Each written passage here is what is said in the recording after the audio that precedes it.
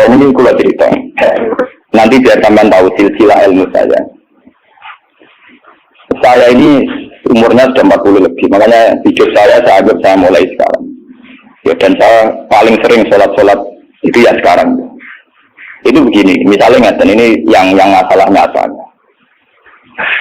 Kalau nunggu akhir-akhir ini biasanya ya sinau, kalau tiap hari gitu. Cuma akhir-akhir ini lebih intensitas saya lebih sinau.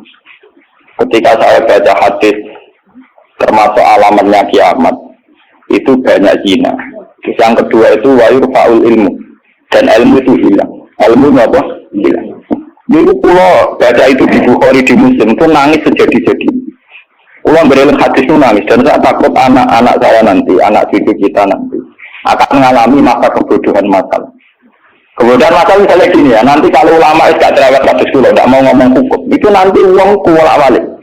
Jadi misalnya begini, ini saya ngomong di mana-mana, pertama sama santri-santri saya ngomong di mana-mana. Dalam kasus maksiat itu ya ada etika.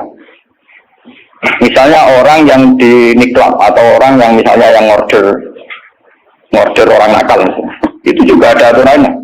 Misalnya Rukin daftar dulu, ya Rukin yang dapat dulu. Setelah itu Mustafa, setelah itu Mas Tri. Nanti yang gelem antri namanya anak saya. Rukin itu anak saya, karena mau dapat antri. Nanti yang transaksi dan bayar namanya anak saya. Mereka ini ya hasil zina ya bayar namanya anak saya.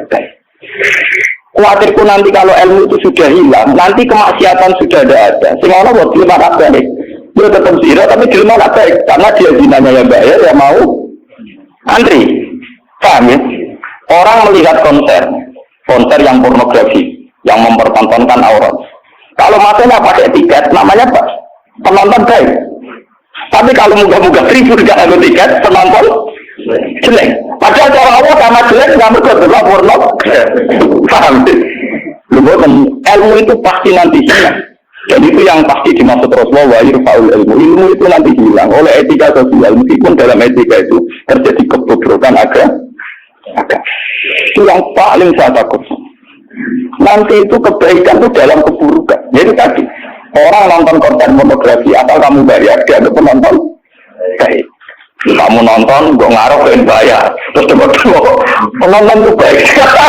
Wajar belum ini pornografi. Tapi karena dia bayar dan nonton dianggap penonton. Karena dia film orang baik, dia tidak pernah introspeksi. Kalau perilakunya salah. Paham ya?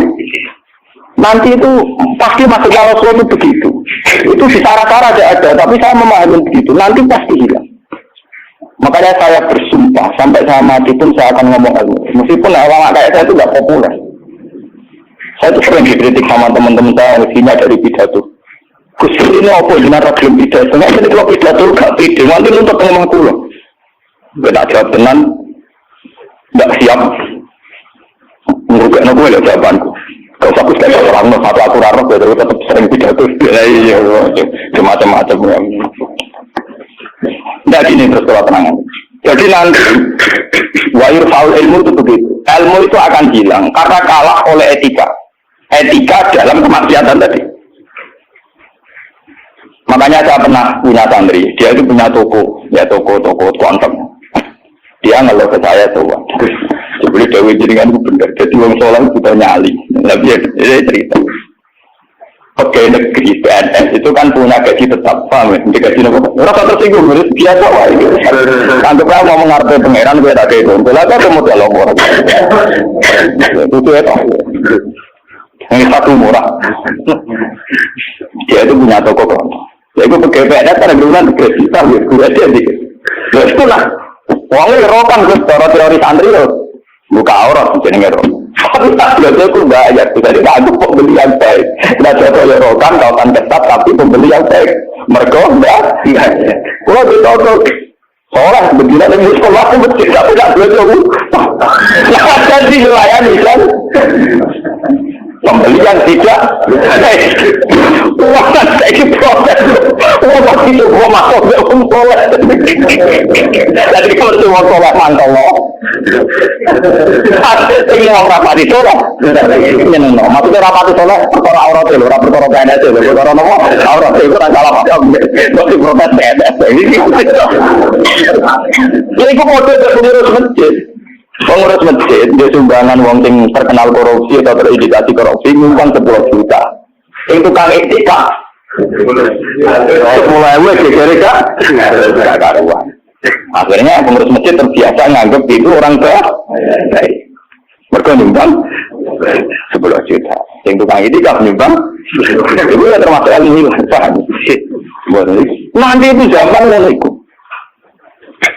Mulai pulau ini saat ini pulau sering di. Untungnya pulau terkenal ngalim, mungkin hikmah gede. Ini bukan urusan sombong, hikmah gede. Nah ngomong jangan langsung ngomong. Karena pendapat saya itu nggak populer. Mau kalau orang terkenal ngalim, ini orang bisa ingin ke saya semua. Karena pendapat saya ada, apa? Nggak populer. Saya ada. Saya pernah pengajian di rumah saya sendiri pas mulut. Mungkin ada sebagai jamaah sini yang ikut. Orang tetangga saya rata-rata di rumah saya. Tapi yang berkulau di acara tahu pun. Wah, cara kisah garawo gak enak. Karena kisah nak diundang dia teko. Pokoknya dia nak undangan ram bayar itu teko. Tapi nanti bayar dia ram teko lawat itu. Kita ngomong, wah aku nak ada acara. Nak nganggur dia teko, nak orang rapopo. Pokoknya nak sing dunia anak bujuk lu ram teko malah apa. Jadi pelajaran pun, kamu saking kepengen juga gak gue masalah. Tapi uangnya tetap sekian, tetap teko. Tapi tak umum. Saya nggak tersinggung, mandikan teman enggak. Nah ini juga terus sekali. Terus yang ketiga contohnya gini. Kiai ku kados kula nu lebih nyai 5 tahun bapak 2000 pun mangkel tenan cara ora eling Quran mangkel. Masyarakat yang anaknya setengah idiot atau yang dianggap gak pati pinter itu di pondokno. Nating idiot gak bagus. Wong itu kadang nganti tamat mantan tamat ini kalau pikir mengulang termasuk kiai menterakhir kiai gede tamat lagi itu semua. Gus kula nu anak problemnya itu dia hiperaktif nyata-nyata. Anak padahal kakaknya di UGM gini-gini itu coba yang itu supaya mondok di sini gini ya sudah begitu. Untung kuat atau biaya yang rapati butuh duit rapati butuh biasa memang tak pisau ya tak maki-maki nak kayak gini. Lalu setelah itu tidak kasil mondok di sana karena tak maki-maki itu gang beberapa hari uang sih ngomong itu uang melarat ya orang melarat tidak tamat munggo rawa mungkin marah itu tak bisa udah marah kan itu. Ya gitu. Anak yang baik karena dapat prestasi di sekolah umum, yang tidak baik di pondok.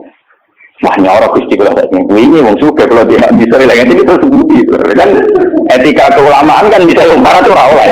Aku kok oleh. Jadi nak misalnya ora oleh aku kok nopo. Oke coba misalnya nopo. Jadi ono setelah itu yang menyelamatkan hati saya itu satu, yaitu tadi. Kenapa di Al-Quran diulang-ulang innal ladzina amanu wa amilus. Jadi sebetulnya begini, ini yang peringatan bagi teman-teman yang mungkin di sini ada PNS, ada orang-orang yang biasa punya selera elit. Cobalah Quran ini dihidup-hidupkan lagi amanu wa amilus sholihat. Dalam dari Quran pokoknya yang baik itu ngamal soleh. Jadi misalnya saya sebagai orang alim di Pondok Ruhin. Dia sudah misalnya idiot, melarat, aneh-aneh. Di Pondok Mastri, terus melarat, aneh-aneh. Pondok Mustafa, melarat, gak pahaman. Kalau dalam teori pendidikan modern, di mana butuh ditunjukkan, ini itu nggak masuk semua. Karena sudah ada bayar, idiot, ngawur, aneh-aneh. Itu kan repot. Wah, itu kan repot. Jadi kamane nanti kalau Mustafa yang tenang, tahu salam tempel lah, kok dia ini rata-rata kopi, dia itu rata-rata apa? Kopi memang mesti gak terima deh, nopo gue kiai orang sholat nopo kopi. Misalnya tak rupis sholat kopi, kok ada dia, dia karpet kiai ideal, ngaku karpet deh. Padahal kiai ini khusus rapat dia kopi harus gak pernah berjalan, ngurusin ini tuh tak kelaparan. Nah ini contoh. Nanti suatu saat ada sekarang juga mulai. Sekolahan yang hebat adalah sekolahan yang luar biasa dengan makna santrinya IQ-nya bagus. Siswanya IQ-nya nopo bagus, pola sosialnya bagus, pembayarannya yang nomor penting gini bu, pembayarannya nopo. Nah terus akhirnya pondok-pondok pesantren kan ketimbang bayarnya bagus, kotanya ada bagus, perilakunya. Lu mau aku kurang bisa ngoni pangeran, wa amilu sholihat, ngurmat rohenu, amilu sholihat, ngurmat Mustafa ya amilus, wes ora urip, wes ora kecukupan. Tapi karena saya punya semangat sarane Quran penting aku ambilus, ya sudah. Allah menitipkan ngamal saya lewat Nurmat Masri, lewat Nurmat Rufi. Ya sudah selesai. Masalahnya terus nopo? Nah, kalau suun sing ngaji kula, semangat kenapa Quran ulang-ulang wa amila sholihan, diulang-ulang wa amil sholihan. Penting dalam hidup itu amilus. Kalau pernah, ini cerita nyata. Saya pernah lihat TV sama ulama-ulama yang kayak saya, tipikalnya ya kayak saya, orangnya alim terus ya ikhlas. Cocok-cocokan kan. Jadi kiai lah ya tahu berhubung. Tapi yang alim tak boleh, alim kan no. Ya putrane ki gede. Mau di ini kan buka kartu. Tenan mata buli kita nyata. Ini ngaji wong tua. Dene aku kan wong enjoy Islam. Tahu tak kok. Mendingan nak dulu SPC nopo menteri nopo sing teng TV wong kok mulyane ngono buka lawang ora tau untuk menteri. Terus pokoke mulyane kok ngono. Wis ngono darani pahlawan. Misalnya ngurumusno ekonomi, ono pertumbuhan apa? Jadi harus tahu iri tau orang. Ini orang ngomong gue semua pulang kok jadi. Waktu lama ya itu kan. Lagu orang pulau yang ngalim gak mati sungkan dong foto nopo. Ngalim deh udah takut. Loh, jenengan nggak bisa takut. Salah ya jenengan nggak bisa takut. Dia cerita awal jenengan di ini mau tak jawab. Dia cerita. Kalau salah memang pulau nulis ikhlas istiqomah mulang masyarakat rata-rata sing hormati, nulis digaji, gaji presiden ya dhuwur, gaji menteri ya dhuwur, gaji bupati. Nah ngamal darane ngamal iki. Ini padahal tugas e. Ngamal tenan nak kita, mergo ora ono sing tapi ora ono iki. Wah, buka dhewe tak buka. Taruh saya gagano. Kan kita pirun kalau sudah ada. Handuk harus dipaksa. Kayaknya mungkin harus aku cerita dari protes jangan ada kenyataan ini mau. Terus target ini cerita. Saya tadi tidak tahu, jadi dimantau. Karena latar belakang saya kan kayak golan saya tuh nggak pernah siap perasaan di dia. Artinya saya lebih terbiasa ikhlas. Orang menerang aku mulai kan lebih baik dibanding kan jurah etik. Wah, wah. Lalu tadi kita lihat bener kan mangkel itu dia itu. Mana kira kata dia itu nara bante buat dia itu, itu mungkin mungkin. Akhirnya berarti, saya itu ada orang sempurna. Cuma kalau sakit nggak dia waktu dia ada bisa. Sulit itu seperti. Kulon mulai alit sebagai orang mukmin itu pengiran kulon Allah Subhanahu wa taala juga ada kau. Ya kalau pengiran kulon Allah, paribasane kulon itu nulung semut sing kebulet, utawa nulung anak pitik sing kebulet, sing jero pawon sing gak ono wong. Ini kulo ngrasa ibadah.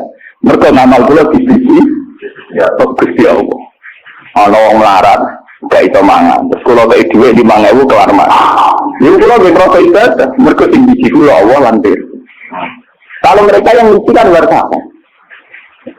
Saya ini seorang mukmin, yang Tuhan saya itu Allah bukan wartawan. Ini kan kok cocok kekuatan ini kepengen berarti tapi kalah memang semua. Kalah enggak artinya kenapa kiai-kiai itu bangga dengan amal-amal yang kecil, kadang mengekei santri marah terantau wesel, kadang mengekei iman. Itu karena iman sama aturan dasar, sama ya amal mitkola jarrotin khairan yarah, wa ma ya amal mitkola jarrotin khairan. Sekecil apapun Anda amal dinilai Allah. Ini penting kolaborasi. Nanti ada wilayah ujian, ada kebutuhan apa masa di mana orang yang rapat tentang ketahanan pangan karena dia diri menteri dan tetap-tetapnya. Orang itu dianggap berprestasi karena mempertahankan pangan, kuota pangan cukup, bulog cukup. Padahal hakikat yang mempertahankan pangan itu siapa coba kalau per individu? Ada tukang becak miskin. Dia hari itu tidak bisa makan. Ditolong sama tukang becak diutangi 20.000. Anak istrinya jadi apa? Makan. Dan di mata Allah yang menjaga nyawa tukang becak ini adalah temannya tukang, bukan pejabat-pejabat yang rapat di hotel berbintang.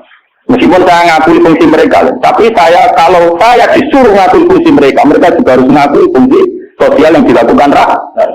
Saya pernah juga diberi apa jelas ada alur fungsi menteri. Dan aku belum ngakoni kalau betul ngakoni hasil orang kau ngakoni kono ora kan tuh kok penak. Kalau sama-sama kita beretika, kalau saya ngaku fungsi mereka, mereka juga harus ngaku fungsi kita. Makanya saya itu kalau melihat petani di sawah, dan itu sebagian anak-anaknya mondok di saya, itu kalau saya nyeritain apa? Pak, yang rapat-rapat ketahanan pangan di hotel-hotel itu hanya rapat ketahanan pangan. Sama sebagai petani yang tulen, itu yang hakikat mewujudkan pak. Sama jangan kecil hati saya dan di mata Allah Andalah yang mempertahankan pangan. Karena Anda belum jadi peta. Jadi itu banyak santri-santri wali murid yang bangga dengan saya. Wah, nangono berarti kalau wong Tommy, wong Toko Dodo Menteri Pertanian. Ya kalau menteri kan lapornya sama presiden. Kalau sampean tak latih laporannya boleh waktu panawi. Nah ini khasnya ulama. Ya saya nanti takut tadi yurfaul ilmu. Nanti itu kalau sudah ada ulama yang ketangkeman kayak saya, nanti yurfaul ilmu. Ilmu itu hilang, sehingga yang dianggap prestasi ketahanan pangan, misalnya yang menteri pangan, sama pejabat itu. Saya ngakui mereka berjaya, tapi kalaupun mereka berjaya kan digaji ya. Nah yang mungkin juga gitu.